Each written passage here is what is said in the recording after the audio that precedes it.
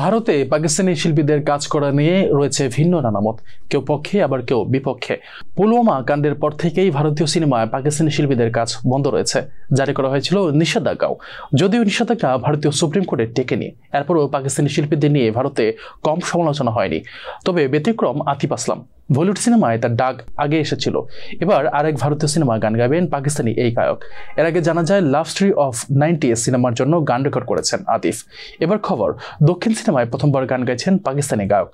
মালায়ালাম সিনেমার হালের জন্য একটি গান রেকর্ড করবেন তিনি, সম্ভবত গানটি হিন্দিতেই গাইবেন। এদিকে পাকিস্তানি শিল্পী আতিফ আসলামের জন্য কেন লাল গালিচা বিছিয়ে দিচ্ছেন বলিউড প্রযোজকরা, তা নিয়ে প্রশ্ন তুলছিল রাজ ঠাকুরের নবনির্মাণ সিনেমা।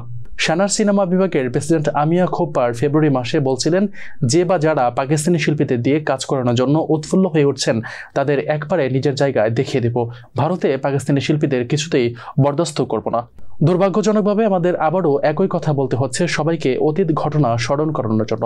যদিও বর্ষিয়ান অভিনেত্রী মুমতাজ এপ্রিল মাসে বলেছেন, পাকিস্তানি শিল্পীদের এদেশে আসতে দেওয়া উচিত এবং তাদের সাথে কাজ করা উচিত। ওরা খুবই প্রতিভাবান। হ্যাঁ, আমাদের মুম্বাইয়ের প্রতিভাবান কোনো অভাব নেই, কিন্তু ওদেরও সুযোগ পাওয়া উচিত।